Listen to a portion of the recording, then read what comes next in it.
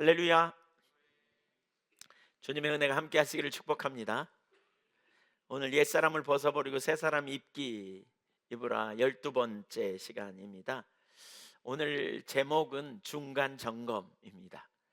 그 말씀의 의미가 뭔지 좀 아시겠죠? 점검해 보자는 거죠. 우리 자신을 좀 살펴보자는 거죠. 우리가 그동안 옛사람을 벗어버리고 새사람임을 입으라, 이거 시리즈로 쭉 지금 살펴보는 가운데 우리가 과연 지금 옛사람을 벗어버리고 새사람을 입고 있는지 좀 점검해 보자는 겁니다. 오늘 한 해가 가고 한 해가 시작되는 그런 어떤 전환점이라고 할 수 있는 시기가 지금 가까이 왔잖아요. 그렇죠? 저는 문득 정신 차려 봤더니 12월이 됐고 이제 한 해가 두 주밖에 안 남은 것을 이렇게 깨닫게 되는 것 같아요. 세월이 얼마나 빠른지, 또 얼마나 바쁘고 정신없이 보냈는지. 근데 그러면서 보니까 정말 우리의 시간을 어떻게 보내고 우리가 어떻게 지금 살고 있는지, 이런 부분을 잘 우리가 정말 살펴봐야 되겠다 싶고요. 우리가 정말 하나님이 기뻐하시는 삶을 살기 위해서 어떤 자리에 있어야 되는지 좀 돌아봐야 될 필요가 있다라는 생각을 해봅니다. 첫째, 우리는 지금 어디로 가고 있는가? 성탄절을 앞둔 절기를 대림절이라고 말하거든요. 그래서 매년 성탄절로부터 4주 전부터 대림절 절기를 지킵니다. 그러니까 대림절 절기는 뭐 하는 절기냐면 이제 주님 오심을 기다리는 그런 절기예요. 그러니까 처음 두 주간은 이제 그 주님의 재림을 기다리는 그러한 기간으로 지키고요. 그 다음에 두 주간은 이제 2000년 전에 오신 아기 예수,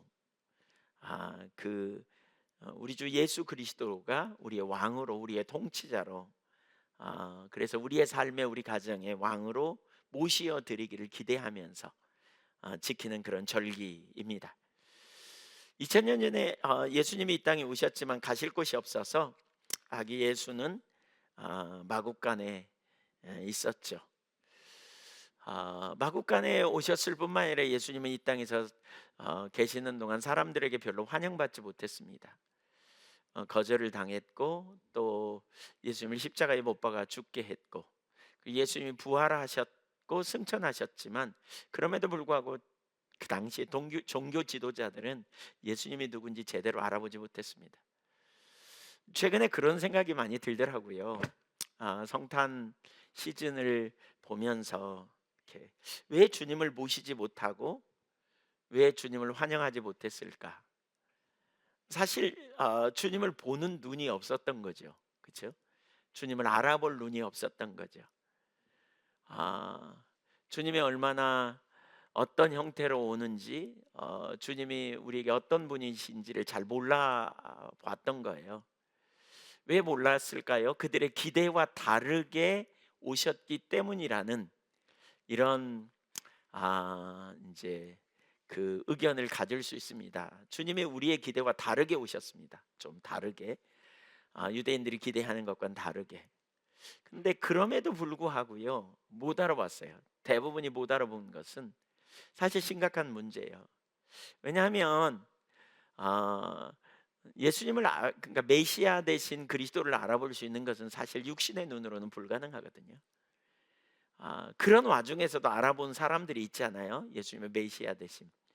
예를 들면 이방인의 동방박사 같은 사람도 그 메시아가 나실 것에 대한 예언을 듣고 멀리서 왔고, 또 들에 있는 목자들도 알아봤고, 특별히 무엇보다 그 예수님을 알아본 이 중에 시므온이라는 사람이 있잖아요. 어떻게 알아봤어요? 성령의 지시를 따라, 인도를 따라 알게 됐어요. 육신의 눈으로 알 수 있는 게 아니죠. 오늘날에는 좀 다를까요? 오늘날에는? 아니요, 오늘날도 전 비슷한 것 같아요. 오늘날에도 사람들이 아, 이렇게 육신의 눈으로 예수님을 알아보는 건 불가능해요. 어떻게 알아봐야 돼요? 성령의 인도를 받아야 돼요. 무엇보다 하나님과 친밀한 교제가 그래서 중요해요. 하나님의 인도하심을 따르고 친밀한 교제 가운데 하나님이 알게 해 주셔야 우리가 예수님이 그리스도라는 사실을 우리가 알게 되는 거죠. 너무 바빠요, 다른 것으로 사람들이. 하나님과의 친밀한 교제보다는 세상적 가치관에 눈이 매이고 또 세상적인 것들에 온통 매여 있고, 오늘날에도 마찬가지예요. 예수를 믿는다고 하고 예수님이 또 우리의 그 영원한 소망, 우리의 기업이 되시고 또 하나님이 우리의 힘과 의와 또 생명, 능력이 되신다고 입술로는 고백할지 모르지만 우리가 하나님을 따라 사는 삶은 잘 안 되고 있는 것이 오늘날 현실이잖아요. 그런저런 생각이 들면서 묵상하는 가운데 제 마음이 참 슬프더라고요. 여전히 주님을 알아보지 못하고 여전히 주님의 길로 따라가지고 못하고 여전히 주님의 의도와 목적을 따라 살지 못하는 우리의 현실이라면 오늘 얼마나 심각한가, 이런 생각이 들면서 참 하나님의 의도를 알지 못하고 하나님의 길로 가지 못하는 현실, 오늘 우리는 예수님을 맞을 준비가 되어 있나? 이런 생각을 좀 해봐야 되지 않을까? 집에 손님이 오면 청소하잖아요. 그렇죠? 어, 우리가 성탄절을 준비하면서 지금 주님이 오실 날을 우리 마음속에 기대하고 있는가? 사모하고 있는가? 주님의 임재를 갈망하고 있는가? 우리 자신을 돌아볼 필요가 있다는 거죠. 나는 그런 자리에 있는가? 그래서 예수님을 우리가 왕으로 모시기 위해 무엇보다 중요한 것은 옛사람을 벗어버리고 새 사람을 입는 삶으로 우리가 나가야 돼요. 오늘 본문에 옛사람을 벗어버리고 새 사람을 입으라라고 명령하죠. 예. 어, 사실 옛사람의 삶에는 절대로 예수님을 왕으로 모시는 삶이 불가능하고요. 거기에는 어떤 유업도 또 참된 소망도 없습니다. 우리는 지금까지 옛사람이 무엇인지 새 사람이 무엇인지 살피고 있어요. 성경은 우리에게 옛사람을 벗어버리고 새 사람을 입으라고 명령하고 있는데 어, 그렇게 해야 될 이유는 우리는 새 사람이 되었기 때문에 그렇습니다. 우리는 새 사람이 되었어요. 20절부터 21절에 보면 이렇게 말합니다. 오직 너희는 그리스도를 그같이 배우지 아니하였느니라. 너희가 예수 안에 있는 것 같이 너희가 참으로 그에게서 듣고 또한 그 안에서 가르침을 받았을진데, 너희는 이미 그렇게 가르침을 받은 자로서 그래서 유혹의 욕심을 따라 썩어져가는 구습을 쫓는 옛사람을 벗어버리고 그리고 하나님을 따라 의와 진리의 거룩함으로 지으심을 받은 새 사람을 입으라라고 말하고 있어요. 여기 옛사람의 특징을 우리는 22절에서 볼 수 있습니다. 옛사람의 특징을 뭐라 그랬냐면 유혹의 욕심을 따라 썩어져가는 구습을 따르는 것이라는 표현이 있죠. 유혹의 욕심을 따라 썩어져가는 구습, 옛날 습관을 따르는 것이라고 말하고 있어요. 옛사람의 삶에는 사실 어떤 유혹도 없어요. 옛사람의 삶은 기독교인의 삶이 아니에요. 이미 우리가 살폈죠. 옛사람이 뭔지 살펴가는 중간에 있는데 이미 우리가 살폈지만 옛사람은 철저하게 하나님을 대적하는 삶이고 옛사람 뒤에는 공중의 권세 잡은 자 마귀가 있다 그랬어요. 그래서 우리가 옛사람을 벗어버려야 돼요. 옛사람을 따라서 유혹이 와요. 유혹이. 그래서 유혹을 받기 때문에 우리가 결국 어떻게 돼요? 유혹을 따라서 죄를 짓고 그리고 죄의 종로로 타는 자리로 가잖아요. 그래서 무엇보다 옛사람을 철저히 벗어버려야 된다 라고 말할 수 있죠. 우리는 이미 예수 그리스도로 말미암아 자유케 된 자입니다. 새 사람이 된 자입니다. 우리는 그리스도에게 배웠고 가르침을 받았습니다. 그러므로 우리는 옛사람의 삶이 어울리는 것이 아니에요. 어울리는 삶이 아니에요. 우리에게 어울리는 삶은 새 사람의 삶이에요. 그래서 옛사람의 삶을 철저하게 벗어버려야 되고요, 동시에 새 사람을 살아야 돼요. 그러니까 이건 거의 동시에 일어나는 일인 것을 기억해야 돼요. 어떤 경우에 이런 설교를 하면 그래 옛사람을 벗어야 돼, 옛사람을 벗어야 돼, 옛사람을 벗어야 돼 이렇게 되뇌이면서 어떻게 옛사람을 벗을까, 어떻게 옛사람을 벗어야 되나 막 이렇게 막 그런 분들이 있어요. 근데 옛사람을 벗는 데만 초점을 두잖아요. 그럼 반드시 율법주의로 빠지게 돼 있어요. 그리고 율법주의에 빠져서 자기의 노력으로 옛사람 벗기 위해 힘쓰고 옛사람 벗는 데 초점을 두기 때문에 결국 어떻게 되느냐? 영적 침체를 가져와요. 왜냐하면 자기 힘으로 안 되거든요. 그게 탈진하는 거죠. 신앙생활 어렵다 뭐 이런 자리로 가는 거죠. 율법주의의 특징은 육신을 의지하는 거고, 육신을 의지하는 사람의 특징은 자기를 의지하고 자기 자원으로 가려고 하기 때문에 죄책감이나 수치심에 빠지고 영적인 열등의식에 빠지는 자리로 간다 그랬잖아요. 그래서 탈진하게 돼요. 탈진하게 돼요. 반대로 새 사람에만 초점을 두잖아요. 옛 사람을 놓치고 새 사람에만 초점을 두면요, 무율법주의가 됩니다. 그래요, 우리 뭐 새 사람인데 그거 옛 사람 살펴볼 필요가 있어? 뭐 그거 다 잊어버리면 돼. 괜찮아. 우린 새 사람이야. 새 사람으로 잘 살면 돼. 뭐 이렇게 말하면 우리는 무율법주의에 빠져서 결국 심각한 상황에 나가게 된다는 거예요. 심각한 상황. 그래서 우리는 이 두 가지를 동시에 해야 돼요. 한번 따라해보세요. 옛 사람을 벗어버리고 새 사람을 입으라. 유진 피터슨이라는 목사님이 번역한 메시지 성경을 보면 이 구절 이렇게 번역했어요. 에베소 4장 20절부터 24절까지 보면 같이 한번 읽어볼까요? 시작. 이런 삶은 우리 그리스도인에게 어울리지 않습니다. 여러분은 그리스도를 배웠습니다. 우리가 예수 안에서 배운 것처럼 여러분도 그분께 세심한 주의를 기울였고 진리 안에서 제대로 교육을 받았습니다. 따라서 우리에게는 못 배워서 그랬다는 핑계가 통하지 않으니 저 낡은 생활 방식과 관련된 모든 것, 말 그대로 모든 것을 버리십시오. 그것은 속속들이 썩었으니 내다 버리십시오. 이런 삶은 그리스도인에게 어울리지 않는데요. 뭐예요? 옛사람의 삶을 얘기하는 거예요. 안 어울려요. 어울리지 않는 삶이라는 거예요. 그건 그리스도 안에서 우리가 의롭게 됐고 그리스도를 따르는 삶이 무엇인지 세심한 교육을 받았고 진리 안에서 교육을 받았으니까 못 배웠다는 핑계 하지 말고 옛날 낡은 방식의 생활 방식, 옛사람의 삶이죠.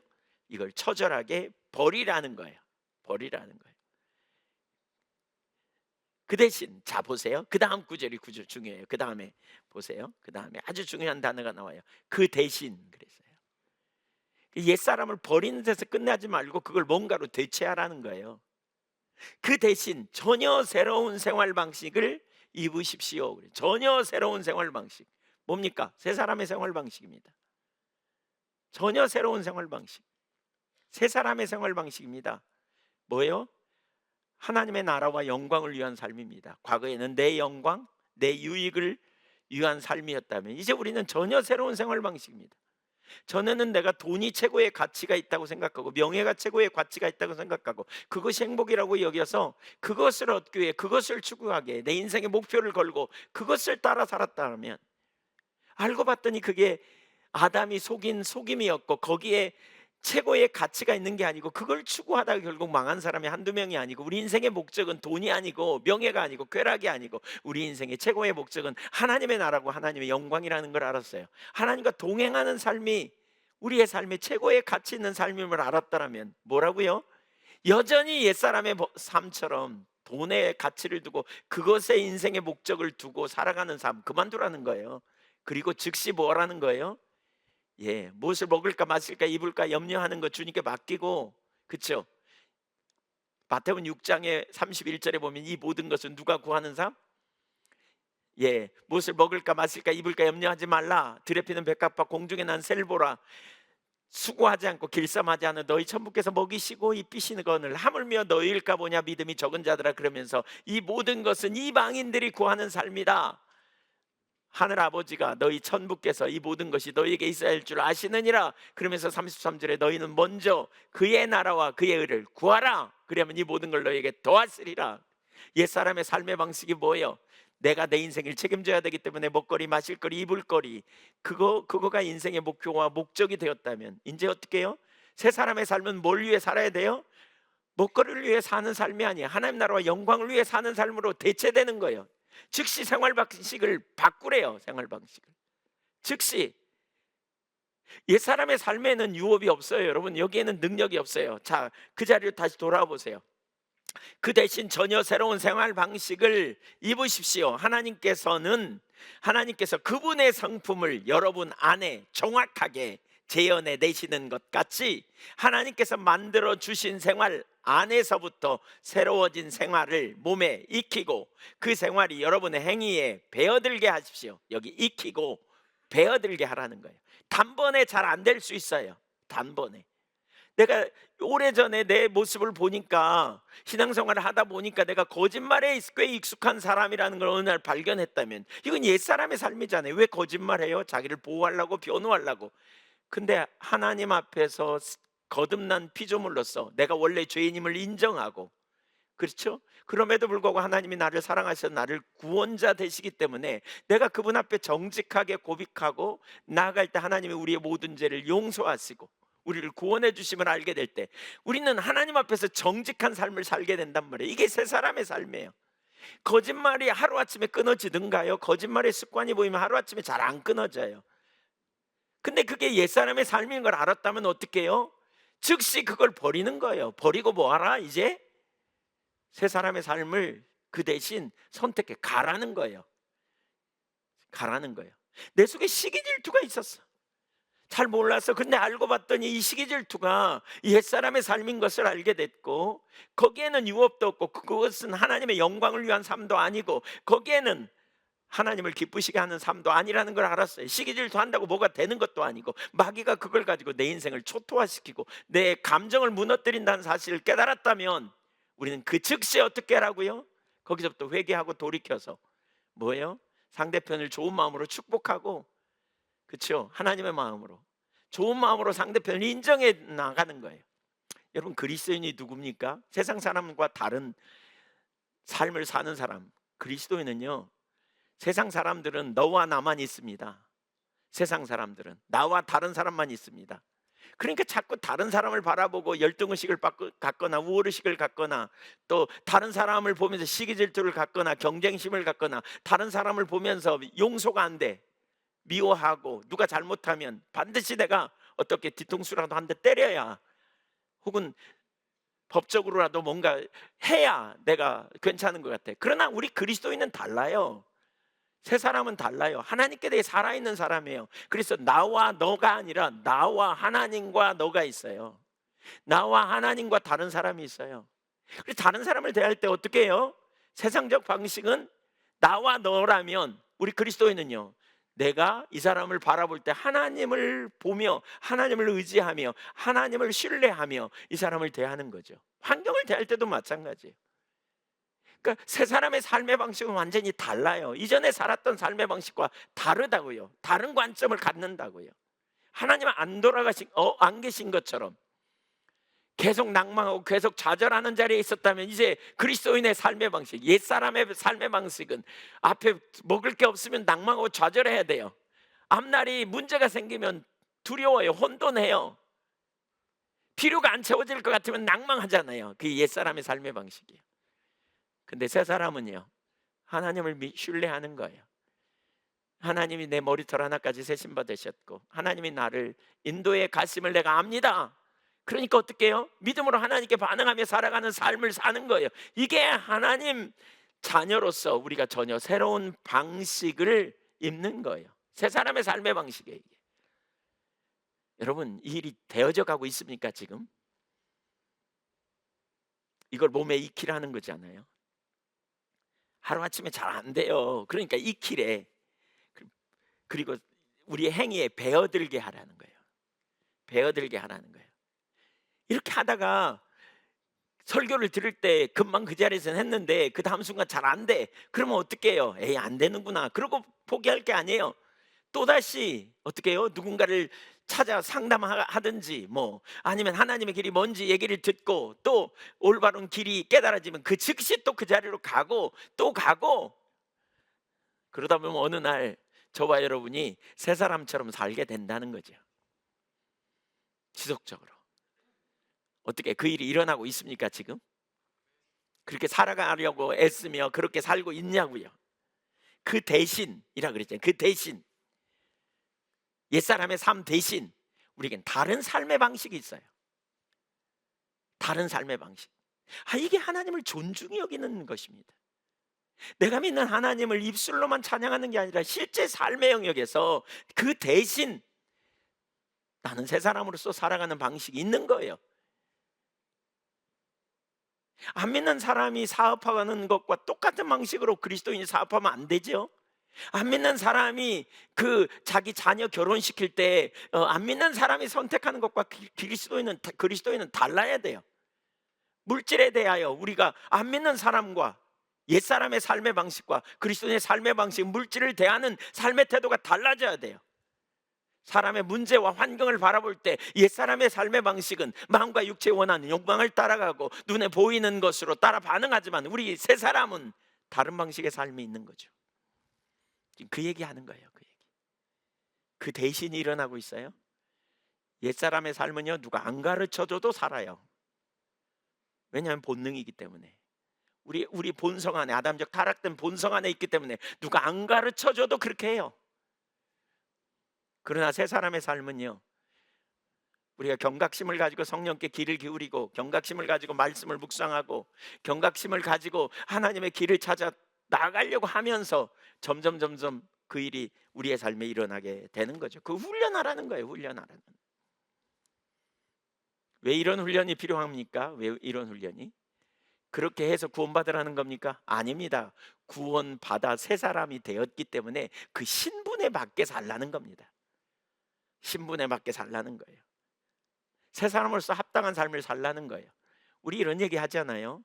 넌 나이가 몇 살인데 그러냐 지금 여전히 애처럼. 우리 이런 표현 하잖아요. 이제 조만간 우리 1살 더 먹습니다. 나이가 몇 살인데 여전히 그 자리에 머물냐, 이런 얘기. 그죠? 새 사람의 삶이 뭔지, 이런 대체가 끊임없이 일어나야 돼요. 그게 영적 성숙이에요. 옛사람을 벗어버리고 새 사람을 입는, 새 사람으로서 합당한 삶을 살아가야 한다는 거예요. 신분에 맞게 살아가야 한다는 거예요. 이게 바울 서신서에 정말 끊임없이 나타나는 말씀 중에 한 부분이에요. 계속 변화가 일어나는 거예요. 계속 새 사람 되었으니까 뭐 알아서 이제 죄 용서 받았으니까, 그리고 팔짱 끼고 앉아 있는 거, 이거 무율법주의입니다. 아니, 하나님과 인격적 교제 가운데 있는데, 그렇잖아요. 하나님 말씀을 무시하면서 나는 하나님이 나를 사랑하시고 하나님이 나를 구원하시고 하나님이 나와 함께 하실 거야. 여러분, 인격적 관계에서 누가 여러분에게 여러분의 말은 하나도 안 들으면서 나는 나를 도와줄 거고 나와 함께 할 거고 우리 관계는 좋고, 그렇게 말한다면 얼마나 우습겠습니까? 옛사람을 벗어버리라고 왜 이렇게 강조하는지 이해하십니까? 그리고 새 사람을 살아가는 삶. 특별히 에베소서 그 4장 17절 이하에서부터 쭉 뒷부분에 읽어보니까 계속 그런 의미예요. 옛사람을 벗고 새 사람을 입어야 된다는 거예요. 계속 그 의미로 계속 얘기하고 있어요. 결국 옛사람적인 삶에는 유업이 한 개도 없다. 옛사람적인 삶에는 하나님 기뻐할 수 없다. 옛사람 삶에는 마귀가 기뻐하는 삶이라는 거죠. 거기에 생명이 없어요. 거기에 능력이 없어요. 거기에 어떤 유업도 없어요. 그 삶을 계속 사실 거예요. 바꿀 거예요. 여러분, 새로운 삶의 방식으로 우리가 나아가야 돼요.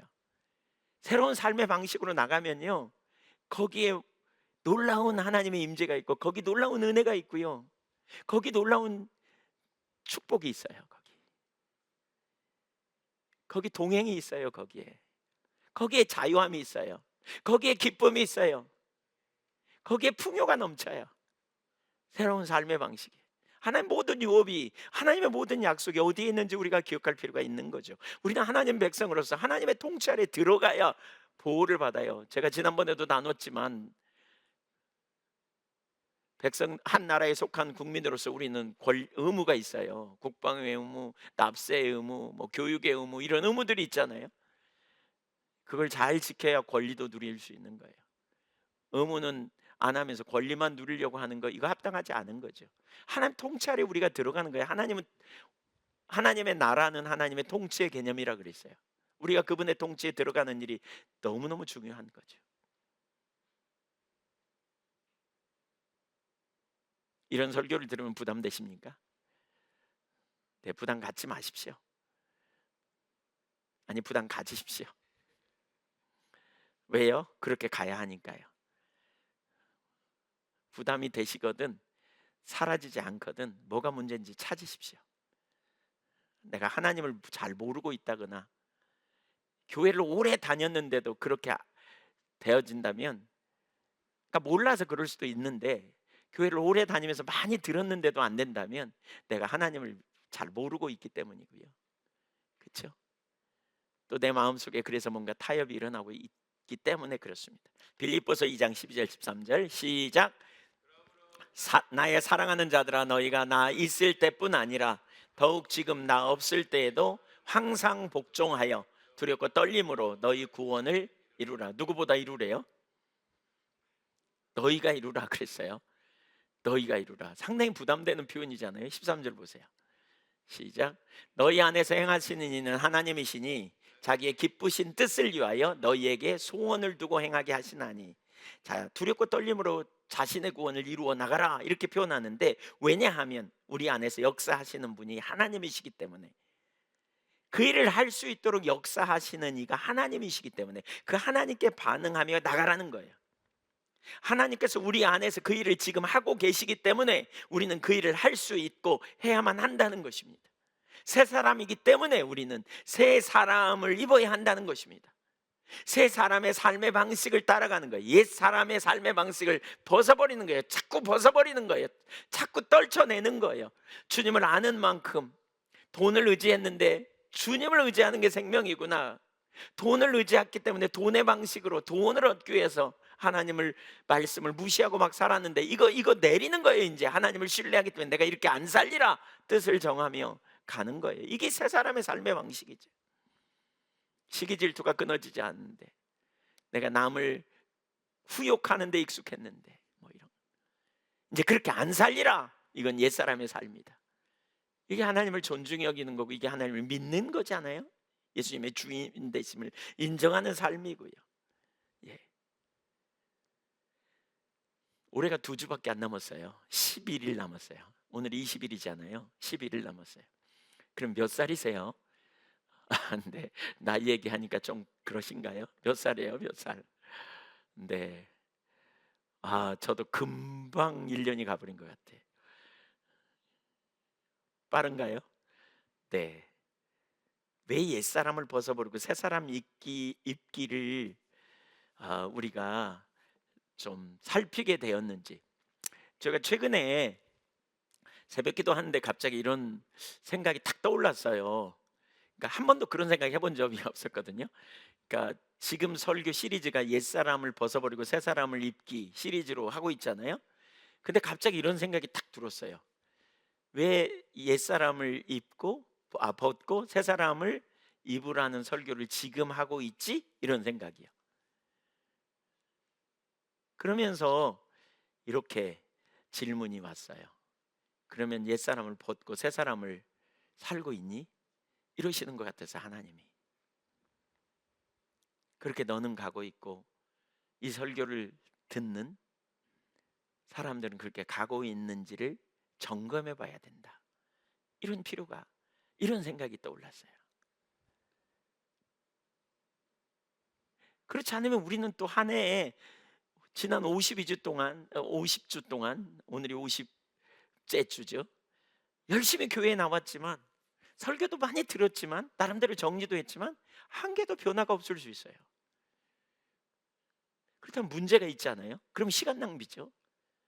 뭐 다른 부분에서 은혜를 깨닫기도 하고 뭐 그랬을지 모르지만 옛사람을 벗어버리고 새사람 입으라가 뭐 우리 엄청 열심히 하잖아요. 제가 설교를 1시간 잡아도 10시간 넘게 설교했잖아요 지금. 근데 이런 설교를 들으면서 실제로 삶의 변화가 없다면 우리는 허송세월 하고 있지 않는가? 그 낭비적인 삶이 아닌가? 예. 이런 생각이 들었어요. 심각하게 우리 자신을 돌아보자고요. 내가 옛사람을 벗고 새사람에 향하여 익숙한 삶의 방식으로 가고 있는가? 그 설교를 듣기 전과 지금은 어떻게 다른가? 아니면 올 신년을 시작하면서 여러분이 가졌던 어떤 삶의 방식과 지금 여러분의 삶의 방식은 어떻게 다르고 있는가? 더 깊이 얘기해 볼까요? 예수 믿기 전의 상태와 예수 믿은 이후 지금 오늘의 상태는 어떤지, 우리가 나는 옛사람의 삶의 방식으로 여전히 유혹의 욕심을 따라 계속해서 유혹받고 계속해서 넘어지고 계속해서 실패하는 그 옛사람의 삶을 살고 있는가? 아니면 그 구습을 벗어버리고 그 옛사람을 벗어버리고 새 사람의 삶의 방식이 내게 많이 익숙한가? 스스로 살펴보면 좋겠어요. 점검해 보세요. 점검 잘 안 되신가요? 그러면 여러분하고 함께 살고 있는 분한테 물어보면 제일 빨라요.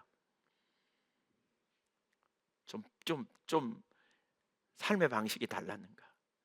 좀 생활 방식이 달라졌는가? 우리 자신을 돌아보시자고요. 우리 자신을 영적인 진보를 이루는 삶으로 좀 점검하는 그런 시간을 가지면 좋겠어요. 그런 시간을. 난 한 개도 변하지 않았다, 이전과.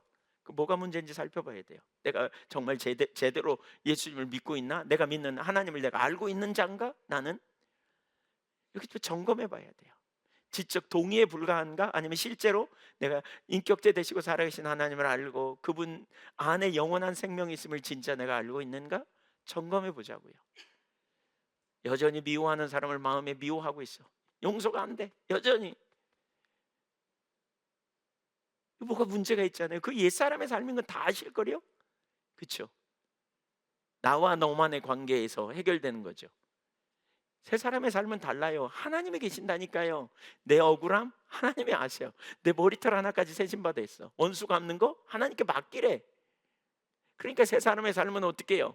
견딜 수 없는 미움이 있고 억울함이 있어도 어떻게 해요? 하나님 앞에 토설하고 그리고 상대편을 축복하고 맡겨요.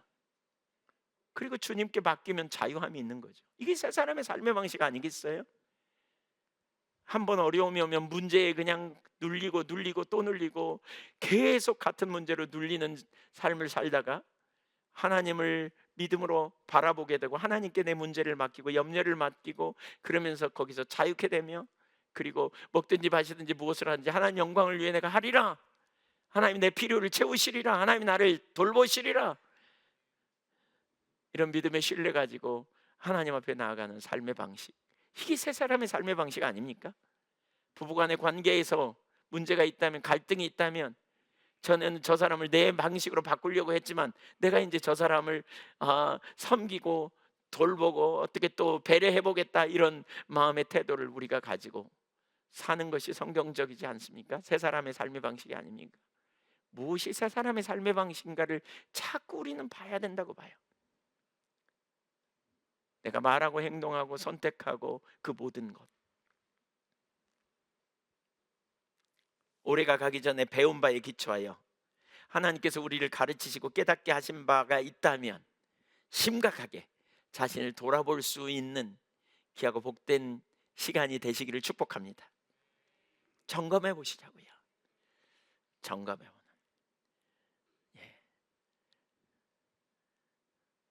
두 번째, 세월을 아끼자. 에베소서 5장 15절 좀 보겠습니다. 15절, 16절, 17절. 그런즉 너희가 어떻게 행할지를 자세히 주의하여 지혜 없는 자 같이 말고 오직 지혜 있는 자 같이 하여 세월을 아끼라. 때가 악하니라. 그러므로 어리석은 자가 되지 말고 오직 주의 뜻이 무엇인가 이해하라. 제가 그 에베소 4장 17절 이하에서부터 쭉 읽으면서 여기 5장까지 쭉 읽으면서 이런 관점으로 봤더니 결국 그거더라고요. 계속 같은 비슷한 얘기를 하는 거예요. 뭐냐, 옛사람 벗고 새사람 입어, 이거예요. 옛사람의 삶에는 유업이 없어. 옛사람의 삶에는 하나님을 기쁘시게 할 수도 없어. 옛사람의 삶에는 너희 신분에 합당하지 않아. 너희는 빛의 자녀니까 빛의 자녀로서 그 옛사람의 삶, 옛사람의 삶의 방식, 그 누추한 삶 그거 벗어버려. 그 거짓말, 음란한 자리에 있는 거 그거 벗어버려. 새 사람의 삶의 방식을 빨리 택하고 그 삶을 선택해. 감정에 눌려 있지 말고 낭망하지 말고 불신앙처럼 헤매지 말고 믿음의 소망을 가지고 살아. 이렇게 계속 그런 이야기예요. 그러면서 뭐라 그랬어요? 15절에 그런즉 너희가 어떻게 행할지를 자세히 주의하여 살피라는 거죠. 그래서 뭐예요? 지혜 없는 자 같이 말고 지혜 있는 자 같이 하여 세월을 아끼래요. 지혜 없는 자처럼 행하지 말고 지혜 있는 자처럼 행해서 세월을 아끼라. 때가 악하니라. 여기 세월을 아끼라, 때가 악하니라, 이 단어에는 중요한 의미가 있는데요. 세월을 아끼라, 이 말은 중요한 시간, 금방 지나가 버리는 시간을 구속하라는 거예요. 중요한 시간을 구속하라. 그래서 그 원어적으로 보면 구속하다, 아끼라는 말은 구속하다, 이 말로 번역하는 게 훨씬 더 옳아요. 그래서 다른 번역에 보면 그렇게 많이 번역하고 있고요. 이 말은 뭐냐? 손실이나 잘못된 적용에서 구하라는 말이에요. 너의 시간을 손실시키지 말고 혹은 잘못된 적용을 행함으로 놓치지 않도록 시간을 구속하라는 거예요. 시간을 잘 사용하라는 거예요. 기회를 잘 사용하라는 거예요. 어떤 상황, 어떤 기회, 특별한 상황에 잘 적용해서 세월을 아끼라는 말이에요. 바꿔 말하면 옛사람처럼 살아서 세월을 허송하지 말고 새 사람의 방식으로 시간을 구속하라는 거예요.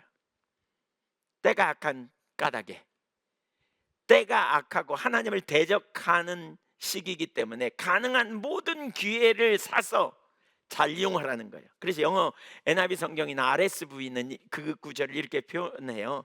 Making the most of opportunity.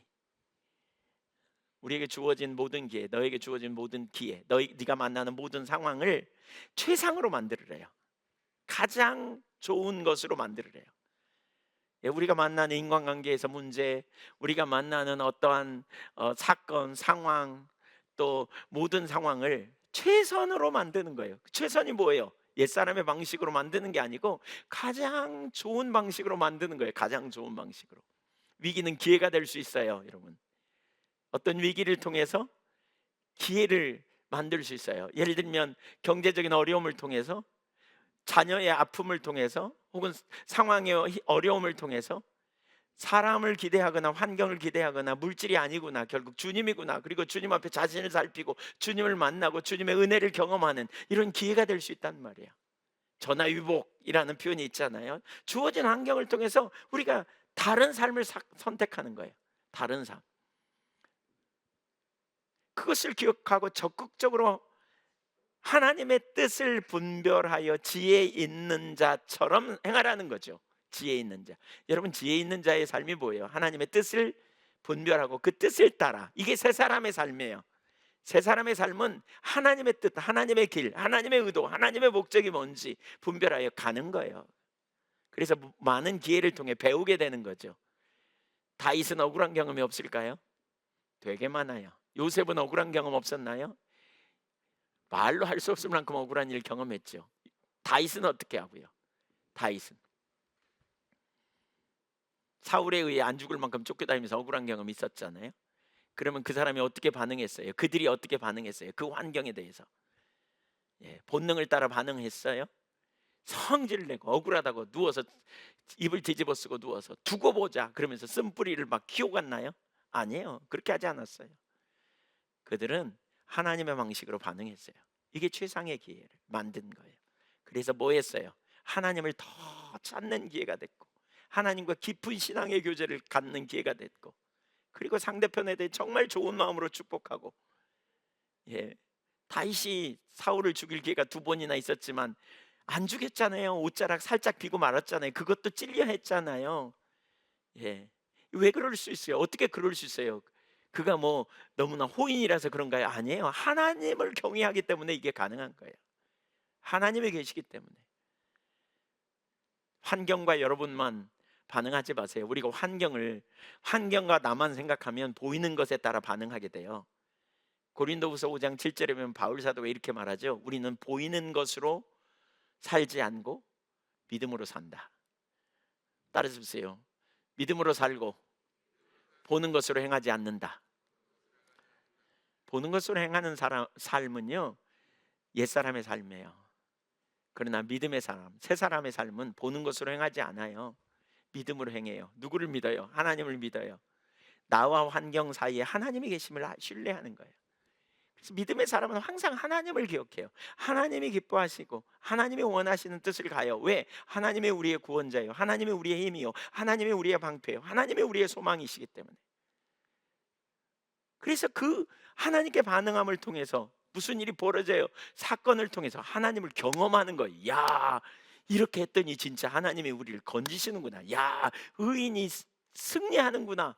야, 결국 의의 최후 승리가 있구나. 결국 하나님은 의인을 내버려 두시지 않는구나. 그걸 발견하는 거죠. 인과관계에 어려움이 있으면 그렇게 반응하잖아요. 보통 안 믿는 사람들의 하는 반응, 하나님 모르는 사람의 반응은 뭐예요? 너 죽고 나 죽자 하든지, 뭐 내가 기필코 원수를 갚으리라 뭐 이렇게 하든지, 쓴뿌리를 그냥 절대 안 놓죠. 또 좀 다른 반응하는 사람이 있죠. 에이 개 물린 셈 치지 뭐 이렇게. 에이 똥 밟은 셈 치지 뭐.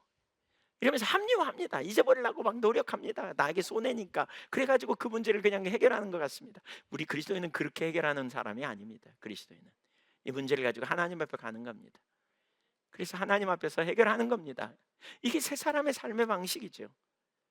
이게 뭡니까? 적극적으로 하나님의 뜻을 찾아 따르는 지혜로운 삶. 이게 세월을 아끼는 거예요.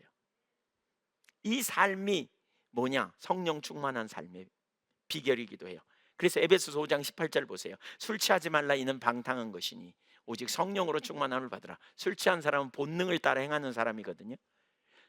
본능을 따라 행동하고 본능을 따라 반응하는 것, 이게 술 취한 사람의 행동이에요. 본능대로 살아가는 거죠. 그러나 그리스도인은요, 하나님의 뜻을 쫓아가는 사람. 이게 바로 성령 충만함의 비결이에요. 성령 충만을 받으라 그랬잖아요. 성령의 통치를 받으라는 거예요. 성령의 지배를 받으라는 거예요. 무엇이 진리인가? 이게 바로 세 사람의 삶의 방식인 거죠. 우리가 여전히 옛사람의 삶을 살고 있지 않은지 살펴보십시오. 우리는 속히 옛사람의 삶의 가치관, 옛사람의 을 따르는 방식을 벗어버리고 새 사람으로 살아야 돼요. 그게 세월을 아끼는 비결이에요. 주님이 저와 여러분을 위해 이 땅에 오셨잖아요. 친히 십자가에 달리셔서 물과 피를 쏟으시고 우리의 모든 죄의 문제를 해결하셨잖아요. 저와 여러분에게 영원한 생명을 주셨잖아요. 우리는 그네로 구원받은 하나님의 백성이잖아요. 그래서 우리의 시민권은 이제 하늘에 있어요. 어둠에서 빛으로 옮겨졌고 사단의 나라에서 우리는 하나님 나라로 옮겨진 자예요. 우리를 이 땅에 주님이 왜 두셨나요? 하나님 중심적인 삶은, 하나님 중심적인 가치관은 하나님의 영광을 위해 살고, 이제 우리는 하나님 나라를 위해 사는 삶이에요.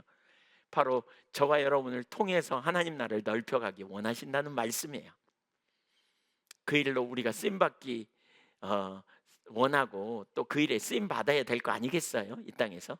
맞죠? 더 세월이 가기 전에 우리가 구별된 하나님의 능력을 경험하고 말이죠. 하나님의 동행하시는 역사를 경험하며 말이죠. 참된 기쁨과 소망이 넘치는 능력 있는 삶이 우리 가운데 되어야 되지 않겠냐는 거예요.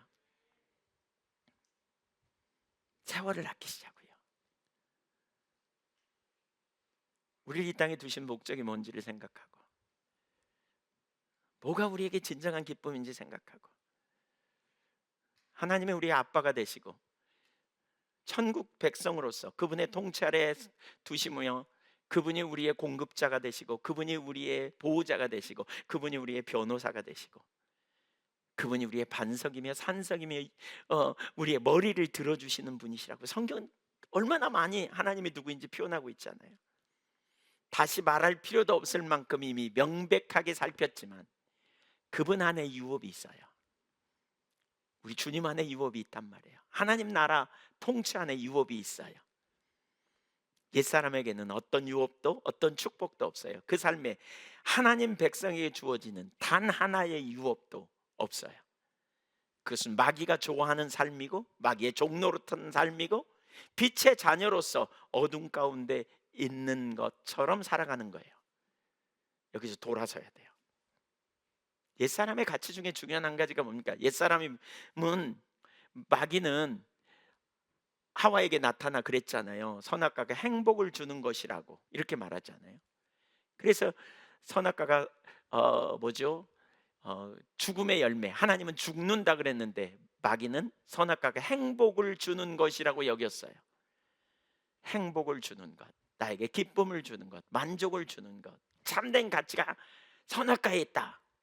그래서 선악과 앞에 서봤더니, 그 말을 듣고 가봤더니 먹음직도 하고 보암직도 하고 지혜롭게 할 만큼 탐스러웠다 그랬어요. 우리가 이전에 살폈죠. 먹음직도 하고 지혜롭게 보암직도 하고 지혜롭게 할 만큼 탐스럽게도 한 그러한 관점을 가지고 선악과를 봤더니 가장 먼저 자기 먹고 나서 자기가 사랑하는 사람에게 주고 싶은 마음에 그냥 가서 줬더니 묻지도 따지지도 않고 아담이 그냥 먹었잖아요. 그래서 두 사람이 결혼해가지고 가정을 이루고 그 가치관을 자녀에게 심어주고 또 그 자녀는 자녀에게 심어주고, 그래가지고 요한일서 2장 16절에 말하는 것처럼 이 세상에 있는 모든 것은 육신의 정욕, 안목의 정욕, 이생의 자랑이 됐어요. 세상 사람들이 말하고 행동하고 선택하고 공부하고 일하고 그 관계를 맺고 이 모든 동기 속에 뭐가 있습니까? 육신의 정욕, 안목의 정욕, 이생의 자랑이 있습니다. 이게 선악과라는 거예요. 이게 행복을 주는 거라는 거예요. 그러면서 그때부터 어떻게 해요? 그것에 의해 살고, 그것을 위해 살고, 그것을 따라 살아요. 그것에 의한, 그것을 위한, 그것을 따라 사는, 이게 오늘날 이 땅의 옛사람의 특징이에요. 그것에 의해 산다는 말은 뭐예요? 그것으로 힘 삼아요. 그것으로 자부심 삼아요. 그것을 자기 정체성 삼아요. 그게 많으면요, 돈이 많으면요, 명예가 있으면요, 뭔가 좀 내놓을 거리가 있으면요, 자랑거리가 있으면요, 육신의 정욕, 안목의 정욕, 이생의 자랑, 이런 게 좀 내놓을 게 있으면요, 다른 사람 앞에서 자기 삶은 가치 있다고 여기고 우월의식과 자부심 갖고 뭔가 만족해요. 근데 그게 확 날아가 버렸어 어느 날. 그러면 어떻게 해요? 살 가치가 없다고 생각하는 거예요. 자기는 형편없는 인간이라고. 이게 그것에 의해 살아가는 사람이에요. 그거 없어도 우리는 존귀한 자예요. 그것에 의해 살아가는 사람들은요, 예수 믿어도 그거 없으면 불행하다고 여기는 거예요. 그거 없으면 불행하다는 거예요. 저와 제 아내가 결혼을 하고 시작은 지하 단칸방, 반지하 단칸방에서 시작했어요. 그렇지만 행복했어요. 경제적인 여유가 거의 없었어요. 그렇지만 행복했어요. 그리고 정말 기쁨이 있었어요. 엄청 고생하는 것처럼 보였어요, 남들이 볼 때. 그러나 저희가 불행하다고 여겨본 적이 한 번도 없어요. 왜 그럴까요? 가치가 다른 데 있어서 그래요. 뭐에 의해 여러분 살아가세요? 저희는 주님이 함께 하시는 것이 우리의 기쁨이었어요. 근데 요즘 젊은이들 중에는 신학을 하면서도 좀 다른 가치를 갖더라고요. 신학도 하지만 돈이 없어서 돈이 없어서 뭘 못하는 걸 불행으로 생각해요. 가치가 달라요, 가치가. 여러분 뭘 위해 사세요? 뭐가 여러분의 행복이고 뭐가 여러분의 기쁨이세요? 그것에 의해 살아가는, 이게 이 사람의 삶이에요. 그것이 자신의 정체성이야. 그래서 그게 많으면 자부심 갖고 우월의식 갖고 남 앞에서 교만 떨고, 그게 없으면 기죽고 자기는 형편없는 인생이라고 생각하고 인생은 불행하다고 생각하고. 아니요, 주님은 아니라 그래요. 아니라고요. 너는 내 사랑받는 자녀고 너는 나의 기뻐하는 아들이야. 내가 너를 기뻐해. 기뻐하면 못해요, 돈도 없는데. 뭐 이렇게 나오는 거죠. 그것에 의해 혹시 살아가지 않으세요? 여러분의 인생을 주관하는 그것이 뭡니까? 좋은 차입니까? 큰 집입니까? 뭐가 여러분의 삶의 만족이고 기쁨입니까? 여러분 그것에 의해 여러분 살아갑니다. 또 그것을 위해 삽니다. 두 번째는 옛사람의 삶은 그게 뭡니까? 육신의 정욕, 안목의 정욕, 이생의 자랑입니다. 그것이 인생의 목적입니다. 목표입니다. 돈을 벌어야 된다. 먹고 사는 데 초점을 둔다. 인생의 최고 목표는 명예를 얻는 거다. 내 인생의 최고 목표다. 난 이걸 얻어야 된다. 이걸 취해야 된다. 이게 나의 힘이고 이게 나의 기쁨이다. 돈이 인생의 목적과 목표가 되는 거죠. 그것을 위해 살고 있지 않습니까? 저는 그리스도를 위해 삽니다. 저는 하나님 나라를 위해 삽니다. 저는 하나님의 영광을 위해 살고, 저는 하나님과 동행하는 삶을 제 인생의 목표로 삼습니다. 여러분도 그렇게 되리라고 믿습니다. 뒷조사 해보세요. 네, 한번 우리 살펴보자고요. 그게 인생의 목표야. 그래서 그게 안 이루어지니까 실패한 인생이라고 얘기해요. 거기에 뒤처지니까 실패한 인생처럼 여겨져. 얼마나 불행합니까? 성경적 가치관이 아니죠. 또 그것을 따라 살아야 해요. 그것에 의한, 그것을 위한, 그것을 따르는 이 삶. 그것을 따라요. 그 무슨 얘기예요? 그게 주인이야. 돈이 생긴다고 하면, 이렇게 한번 눈 감고 거짓말하면 돈이 생긴다고 하면 그냥 해. 그냥 해요. 신앙생활 하는데도, 교회 나오는데도 그것에 의한, 그것을 위한, 그것을 따르는 삶을 살기 때문에 돈이 생긴다 그러면, 명예가 생긴다 그러면, 내가 좀 잘 된다 그러면 그냥 말씀 있고 뭐고 기꺼이 가는 거죠. 이게 옛사람의 삶의 방식이에요. 우리는 그것에 하나님이 계셔야 돼요. 하나님의 나라와 하나님의 영광이 있어야 돼요. 이게 새 사람의 삶이에요. 하나님이 주인 되는 삶, 하나님의 통치 가운데 있는 삶. 여러분, 하나님을 의지한다고 입술로 말하는 게 아니라 실제 삶이 되려면 우리의 이 가치관이 변해야 돼요. 자기중심적 가치관. 그것을 위한, 그것에 의한, 그것을 따르는 자의 삶. 돈을 위한, 돈에 의한, 돈을 따르는 그런 삶은요, 불행한 삶입니다. 하나님을 믿는다고 말하지만 사실은 하나님 믿지 않습니다. 돈을 믿는 겁니다. 돈이 주인 되는 겁니다. 명예, 뭐 어떤 영역이 거기 들어가든지 다 그것은 불행한 삶입니다. 하나님을 의지하지 못하고 스스로 자기가 자기를 보호하고 자기가 자기 인생을 책임지려고 하고, 그렇기 때문에 애쓰다가 결국 지쳐버려 문제를 만날 때 철저히 인본주의적인 선택을 함으로 하나님을 의지하고 하나님을 힘삼고 하나님을 주인 삼는 삶을 살지 못하고, 오히려 하나님을 찾으면서도 삶의 실제에서는 하나님을 대적하는 마귀가 주도권을 가지고 인도하는 그 마귀의 종로로 타는 삶으로 갈 수밖에 없다라는 것입니다. 우리 자신을 살펴보십시오. 하나님 염려를 맡기라 그러셨어요. 하나님 우리의 필요를 아세요. 하나님을 의지함으로 하나님을 신뢰하는 믿음의 종들로 나가기를 축복합니다. 혹시 말씀을 들으면서 여러분 중에, 그래, 하나님 말씀이 생명이야, 나는 하나님이 기뻐하시는 삶을 내가 살아갈 거야, 이렇게 동의가 된다면 결단이 필요해요. 그렇게 내가 가리라. 그러면 세월을 아끼게 해주세요. 근데 이 말씀을 들으면서 아이고 그렇게 누가 살아, 여러분 중에 그러한 생각이 들 수도 있어요. 인정해요. 왜? 하나님 잘 모르니까. 그렇다면 하나님 알기를 구하셔야 돼요.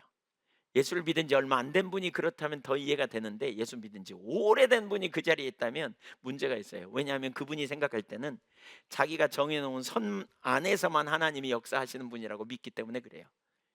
내가 정해놓은 선, 세상의 어떤 그 사람들이 평가하는 삶을 선택하는 그 기준 너머에서도 하나님은 여전히 오늘도 동일하게 역사하시는 하나님이심을 알아야 돼요. 여전히 광야로 가도 하나님이 가라 그러면 광야에 가도 인간적으로는 답이 안 나오지만 그 광야에서 하나님은 여전히 역사하시는 하나님이심을 알아야 된다는 거예요. 하나님은 어제나 오늘이나 영원토록 동일하시는 하나님이세요. 믿습니까? 옛사람의 삶에는 하나님과 상관없는 삶이라니까요. 새사람의 삶은 다른 삶이에요. 우리 옛사람과 새사람을 지금 살펴보면서 이런 부분들을 우리가 돌아봐야 되겠다. 최근에 새벽 기도에 룻기를 읽었어요. 제가 이 부분을 계속 나누게 되는데, 룻기를 읽으면서 너무나 분명하게 하나님께서 이건 저에게 주시는 메시지고 우리 모두에게 주시는 메시지고 교회 공동체에 주시는 메시지라는 게 선명하게 깨달아졌어요. 룻기 읽으면서. 룻기는 뭐 길지도 않아요. 4장이에요. 그래서 제가 새벽 기도로 5번에 걸쳐서 룻기를 읽어갔어요. 근데 읽으면서 마지막까지 제 마음에 굉장히 깊이 남는 여운이 있었어요. 그리고 저와 여러분을 바로 그 자리를 초청하신다는 확신이 들었어요. 우선 룻기의 배경은 사사기입니다. 사사기 21장 25절. 그러니까 성경적으로 보면 룻기 바로 앞에 사사기가 나오잖아요. 사사기 제일 마지막이 21장 25절이거든요. 거기에 이런 표현이 있습니다. 한번 읽어볼까요? 시작. 그때에 이스라엘에 왕이 없으므로 사람이 각기 자기의 소견에 오른 대로 행하였더라. 누구 생각대로 살았다고요? 자기 생각대로. 여기서 말하는 왕은 뭐냐? 하나님을 의미하고요. 그 기준이 없어. 하나님의 기준이 없어. 그러니까 자기 생각에 옳은 대로 그냥 막 행한 거예요. 자기 생각에 옳다는 말은 뭐예요? 마음과 육체에 원하는 욕망을 따라 행한 거예요. 그런 시기니까 하나님의 임재도 없고 하나님의 능력도 없고 하나님의 말씀도 사실 이론뿐인 상태에 있던 시기에 일어난 일, 그게 룻기 시대에 일어난, 룻기에 나타난 일이에요. 그래서 룻기 1장 1절 이 구절 바로 다음 구절이 이렇게 말해요. 사사들이 치리하던 때에 그 땅에 흉년이 드니라. 유다 베들레헴의 한 사람이 그의 아내와 두 아들을 데리고 모압 지방에 가서 거류하였는데, 룻기의 배경은 사사 시대입니다. 자기 소견에 옳은 대로 행했던 시대에, 바로 그런 시대에 흉년이 들었습니다. 여러분, 베들레헴이 어디입니까? 베들레헴이라는 말의 그 히브리어 원어의 뜻을 보면 떡집이라는 말입니다. 빵집입니다. 빵집, 떡집. 떡집에는 뭐가 있어야 돼요? 떡이 있어야 돼요. 그렇죠? 떡이 없는 떡집이 무슨 의미가 있겠어요? 근데 흉년이 들어서 떡이 떨어졌어. 왜 이런 일이 있을까요? 하나님이 주신 유업의 땅, 하나님이 주신 축복의 땅에 왜 떡이 없어졌을까요? 흉년이 들었다는 거예요. 흉년. 성경에서 이런 흉년은 의미가 있어요. 흉년은 하나님의 징계 중에 하나입니다. 하나님의 출애굽하던 이스라엘 백성들에게 그 신명기서에 보면 이스라엘 백성들이 범죄할 때 하나님이 그들을 징계하시는 사인 중에 하나가 흉년이에요. 혹 내가 하늘을 닫고 비를 내리지 않을 거다, 이렇게 말하거든요. 비를 내리지 않을 거다, 이런 표현이 여러 번 나와요. 여러 번. 그러니까 너희가 들어가는 땅은 발에 물을 대지 않을, 그러니까 하늘에서 비를 내리는 땅이다, 이렇게 표현하면서 그러나 너희가 범죄하거든 그 비가 내리지 않을 거다. 그러니까 애굽의 땅과 다를 거다. 가나안 땅은, 애굽의 땅은 뭐예요? 나일강 하구에 있어가지고 광개수로를 이용해서 농사를 짓는 땅이라면, 너희가 들어가는 땅은 자동 스프링쿨러처럼 이른 비 늦은 비를 하나님이 하늘에서 주셔서 풍요하게 농사짓게 하는 그런 땅이라 그런 거예요. 여러분, 어떤 땅이 좋아요? 가나안 땅의 땅을 그 시기에 맞게 비를 내리는 땅이 좋아요? 농사짓는 관계수로가 발전된 땅이 좋아요? 네, 자동이 좋죠. 오기만 한다면, 비가 계속 내릴 확률만 있다면 자동이 좋잖아요. 수고 안 하도. 그렇게 하시겠다는 거예요. 근데 너희가 범죄하거든 비를 안 내리겠대. 그러니까 그러니까 이건 상당히 위험 부담이 있는 거죠. 근데 지금 그런 일이 일어난 거예요. 그래서 역대하 7장 13절에도 보면 이렇게 말하거든요. 혹 내가 하늘을 닫고 비를 내리지 아니하거나, 혹 메뚜기들에게 토산을 먹게 하거나, 혹 전염병이 내 백성 가운데 유행하게 할 때에. 누가요? 하나님이요. 하나님의 백성이 기대하는 바가 있어요. 그게 뭐냐? 하나님의 백성이 하나님께 나아가 악한 길에서 떠나고 죄를 회개하고 겸비하여 하나님의 얼굴을 구할 때, 하나님의 하늘에서 듣고, 14절, 하나님의 하늘에서 듣고 그 죄를 사하고 그들의 땅을 고칠 것이다, 이렇게 표현하고 있어요. 그러니까 흉년이 오는 이유는 뭐예요? 도망가라는 거예요? 하나님 찾으라는 거예요? 하나님 찾으라는 거예요. 근데 유대 땅 베들레헴의 아비멜렉은 흉년이 드니까 가족을 데리고 모압 땅으로 피난 갔어요. 그리고 잘 먹고 잘 살으면 좋겠는데 완전히 거기서 멸망합니다. 아비멜렉 자신도 죽고 두 아들 말론과 기론도 죽어버립니다. 뭐가 문제인가 보세요. 여러분, 그때에는 왕이 없으므로 자기 소견에 오른 대로 행했잖아요. 그러니까 새 사람의 삶의 법칙을 살지 않았어요. 옛 사람의 삶의 법칙을 살았어요. 그냥 세상 사람들과 다를 바 없이 살았어요. 여기 세 가지 문제가 있습니다. 첫 번째 뭐냐? 징계를 당할 때 피난이 아니라 하나님 앞에 무엇이 문제인지 길을 찾았어야 했는데 그렇게 하지 않고 모압 땅으로 피난했다는 거예요. 두 번째 문제는 뭐냐? 이 아비멜렉의 문제가 뭐냐? 이 가나안 땅, 베들레헴 땅이 어떤 땅인가를 잊어버렸어요. 이 땅의 가치를 잊어버린 거예요. 누가 줬어요? 하나님이 주셨어요. 언제부터 약속된 땅이에요? 아주 오래전에 아브라함 때부터 하나님이 가나안 땅을 주겠다고 그토록 약속했던 땅 아닙니까? 그 땅을 인도하실 때 전적인 하나님의 주권과 능력으로 인도하셔서 그 땅을 차지하게 한 땅이잖아요. 근데 그 땅을 헌시짝 버리듯이 차버리고요, 자기 소견에 오른 대로 그냥 쉽게 포기하고 모압으로 피난 간 겁니다. 너무나 쉽게. 특별히 또 한 가지는 모압은 여호와의 총에 영원히 들어올 수 없다고 말씀하셨거든요. 근데 그 땅에 갔을 뿐만이 아니라 그 땅에서 자기 두 아들을 그 땅의 여인들과 결혼을 시켰어요. 가나안 땅에 들어가면서 절대로 혼합 민족이 되지 않도록 결혼 못하게 하셨잖아요. 근데 기꺼이 아무렇지도 않다는 듯이 그렇게 행했어요. 자, 우리 남자분들에게 물어볼게요. 여러분이 아비멜렉 같다면, 그리고 여러분이 가족들을 데리고 있는데 지금 이렇게 돌봐야 되잖아요, 가족들을. 근데 흉년이 들어서 먹을 것이 딱 떨어졌어.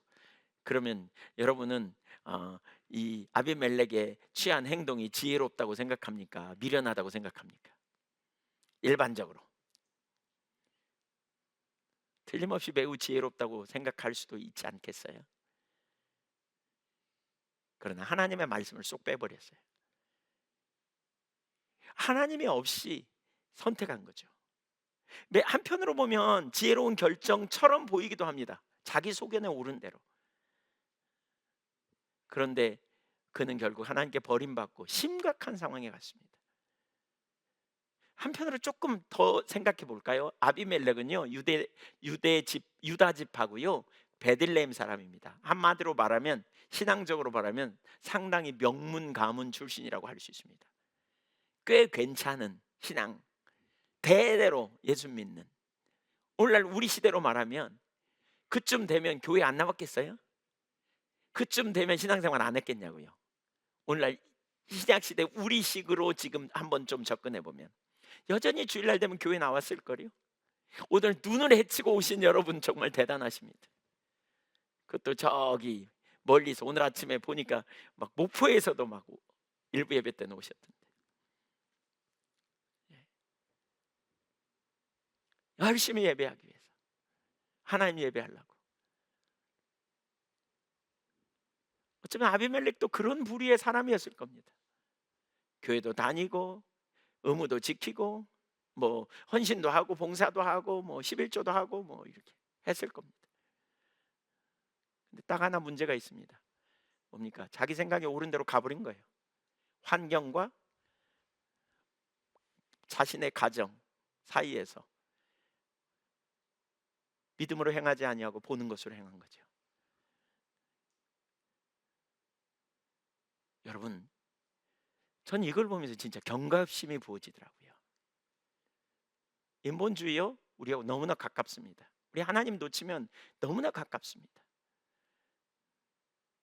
신앙생활을 한다고 하면서 너무나 쉽게 아무렇지도 않게 뭐 남들도 다 그래, 뭐 나만 그런가, 뭐 대수롭지 않게 쉽게 어떤 결정을 하고 쉽게 우리는 선을 넘어서 자연스럽게 합니다.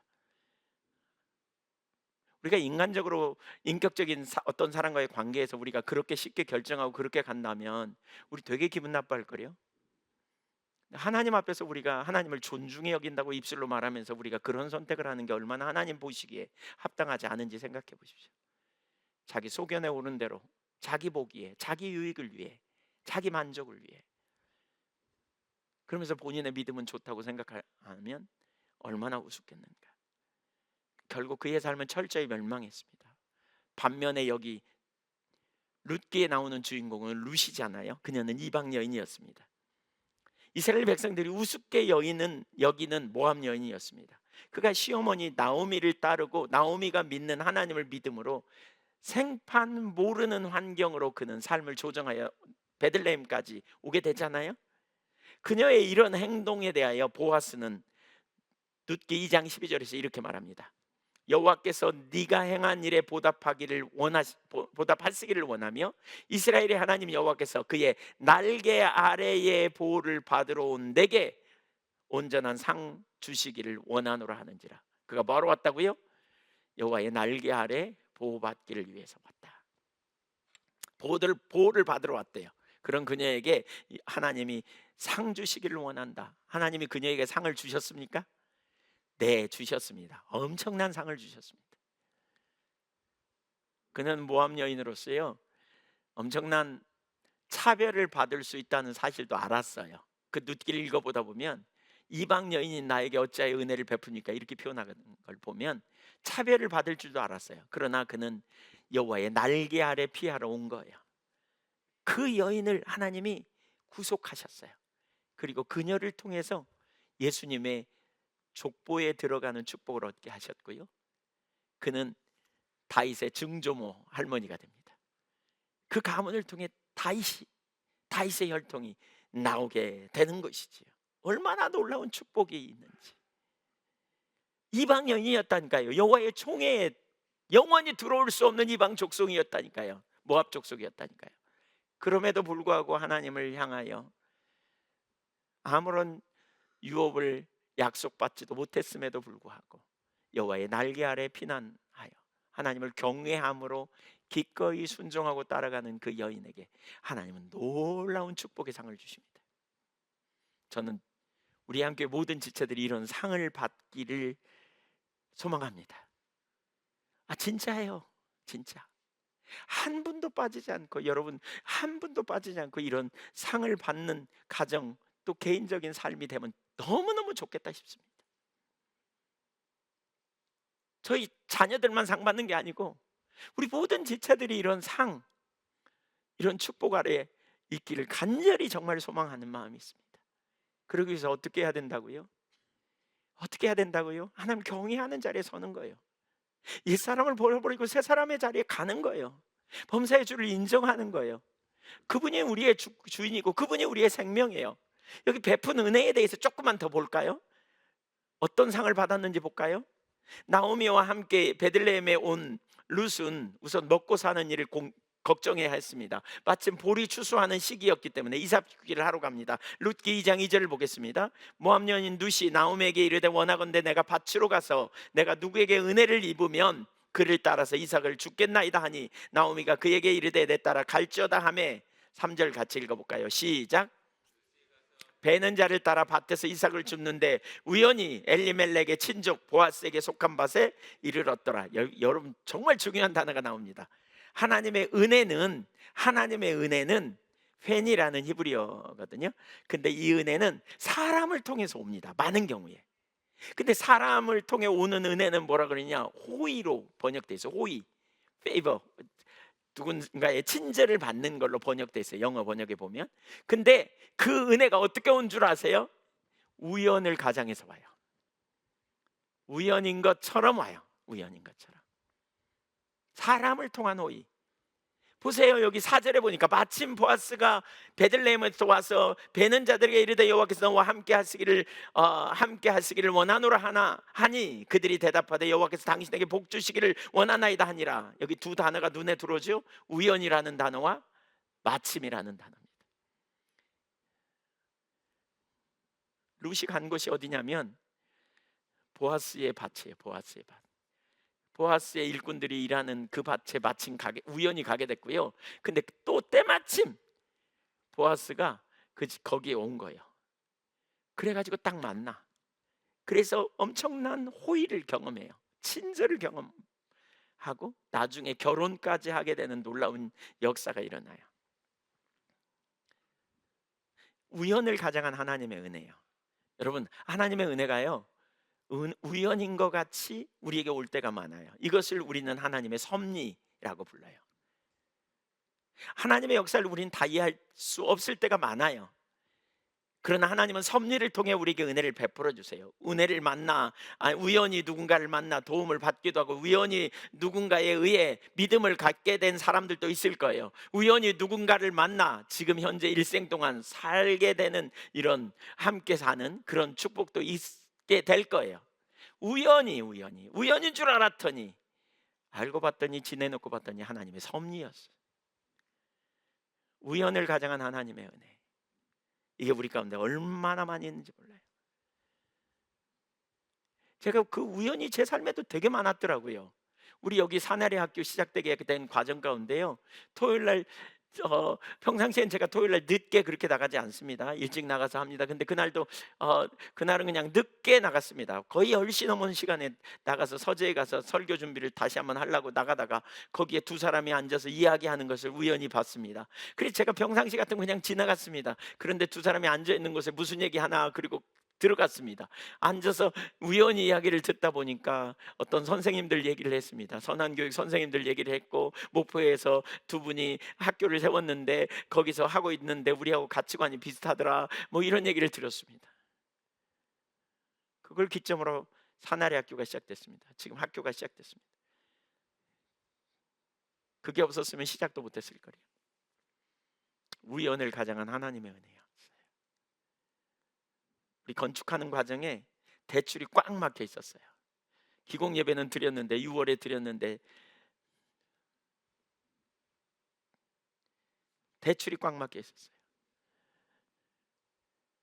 그때 우리 적십자 수련원에서 예배드리고 있는데 그 서석호 권사님이 가정이 주일날 방문했어요. 그래서 어떻게 왔냐 그랬더니 한번 와봤다고 그냥 그러더라고요. 그래서 그런갑다 그랬어요. 그냥 우연히 한번 왔대. 누구에게 우연히 말을 듣고 한번 왔대. 그래서 그러시냐고. 그리고는 이제 거기는 그때 적십자 수련원 빌렸으니까 거기 뒷정리 잘해줘야 돼서 예배를 마치고 저가 이렇게 휴지 떨어져 있나 이렇게 보는데 지갑이 하나 떨어져 있어요. 그래서 웬 지갑이지? 그리고 열어봤더니 그 서석호 권사님 지갑이더라고요. 그러니까 아까 금방 방문한 분 지갑이야, 그 주민등록이. 그래서 제가 막 나가서 주차장에 그랬더니 거기서 차를 타려고 그래서 지갑 떨어졌다고. 그랬더니 그분이 하나님이 자기를 인도하신 것 같다. 이렇게 우연을 가장한 하나님의 섭리죠. 그래가지고 그분이 교회에 나오시게 됐고요. 그로부터 얼마 안 있다가 이게 대출이 꽉 막혀 있었어요. 근데 제가 서울에 강의하러 갔는데, 그 신갈에서 강의하는데 그분이 서울에 출장 갔다가 집에 내려가는데 같이 차 타고 가시자고 그래가지고 그래서 그러자고 그러고 우연히 탔습니다.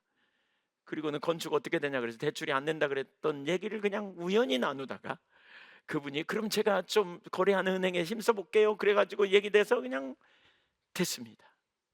제가 지내놓고 보니까 이게 다 우연을 가장한 하나님의 은혜였습니다.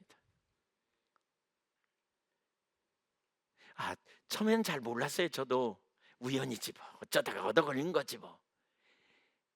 근데 그러한 관점으로 보다 보니까 제 인생이 정말 전부 하나님의 섭리와 은혜 가운데 되어졌더라고요. 제가 그냥 직장을 그만두고 신학을 공부하려고 영어를 좀 공부할 필요가 있어가지고 그냥 있다가 우연히 어떤 학원에 들어가게 됐습니다. 그리고 우연히 그 많은 과목 중에 한 과목을 선택했습니다. 그리고 거기 가서 영어 공부를 하기 시작했다가 거기 선생님이 너무 예뻐갖고 아니 하여튼 그렇게 해서 결혼했습니다. 죄송합니다. 너무 예뻤다는 말은 제 주관입니다.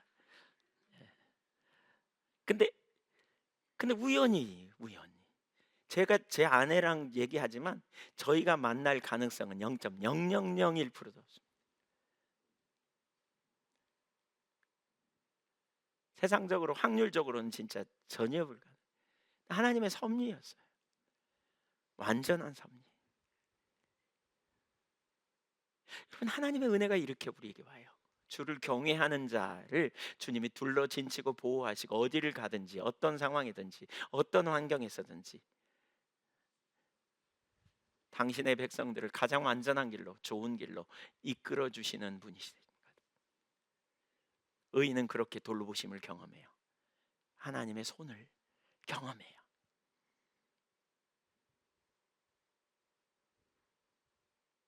제가 어떤 분들의 간증을 들어보면 기가 막히게 하나님의 역사하심을 보거든요.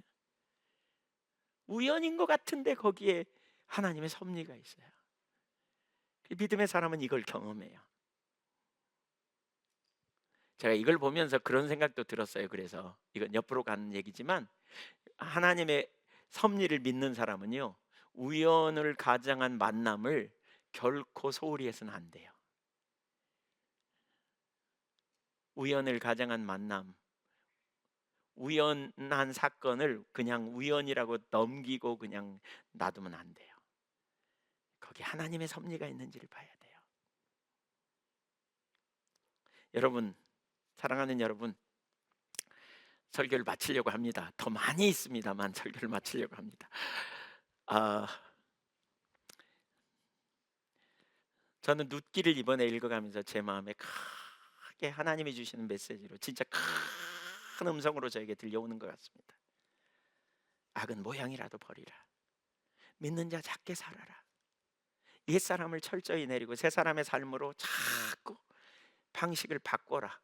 그게 하나님을 존중히 여기는 삶이죠. 실제적으로 하나님을 경외하는 삶이고요. 하나님은 하나님을 경외하는 자를 둘러진치고 보호하신다는 거예요. 무엇보다 저는 목사로서, 또 예한교회 담임 목사로서, 또 제가 신앙생활을 지금까지 하면서 복음을 전하는 목사로서 진짜 절박하게 기도가 되어지는 것은, 제가 아는 여러분, 또 제가 사랑하는 여러분이 전부 다 인본주의는 우리 가운데 모양이라도 내리고 정말 하나님을 경외함으로 하나님 기뻐하시는 삶으로 인정받고 잘했다 칭찬받고, 그래서 범사에 하나님이 여러분과 동행하시면서 하나님의 놀라운 섭리 가운데 우연을 가장한 수많은 은혜가 여러분과 여러분의 자녀와 여러분의 가정과 여러분의 삶의 현장에서 막 나타나고, 또 교회 가운데 그런 은혜가 막 넘치기를 간절히 소망합니다.